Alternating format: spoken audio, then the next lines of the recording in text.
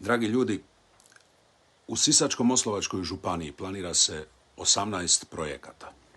Farme i klaonice pilića kakve Hrvatska još nije vidjela.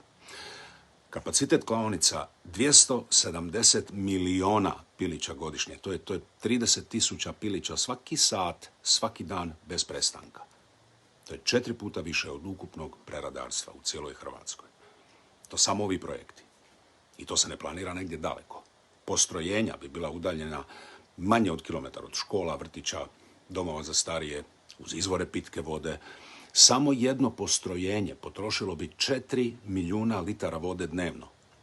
Godišnje bi se proizvelo 57.000 tona gnoja, ispustilo bi se 15.000 tona CO2, a u okoliš bi se slalo otpadne vode pune antibiotika, bakterija i dušika. I isti investitor je to već napravio u Ukrajini. U regiji Vinicija stanovništvo se bori godinama sa presušenim bunarima, zagađenom vodom i nesnošljivim smradom. A zašto bismo mi to dopustili kod nas? Uz Savu, uz predivnu Bistru, Kupu, uz Lonsko polje, uz mjesta gdje ljudi žive. Kažu da je to investicija, ali žitarice bi se uvozile, meso izvozilo, radna snaga bila bi većinom strana. Nama će ostati zagađenje, smrad i uništena priroda. I gašenje oko 250 domaćih gospodarstva. Lokalno stanovništvo bori se već mjesecima. Njihovi prigovori se ignoriraju, javne rasprave su formalnost, a projekti su namjerno rascjepkani na dijelove da bi se zaobišao zakon. Zato dođite u Zagreb ovu subotu, 21. veljače, u 10 sati na Trg kralja Tomislava. Planiramo veliki prosvjed protiv ovih gigantskih farmi.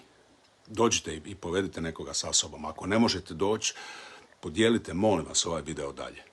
Svaki glas i svaka objava sad čine veliku razliku. I ovo nije borba jedne županije. Ovo je pitanje kakvu Hrvatsku to mi želimo. Budućnost Hrvatske nije u intenzivnim, nemilosrdnim mega farmama koje stvaraju ogromnu patnju i konstantno zagađenje i uništenje. Zaštitimo ljude i njihov okoliš, divlje životinje, parkove prirode. Zaštitimo bolju budućnost, zaštitimo Hrvatsku. Hvala vam.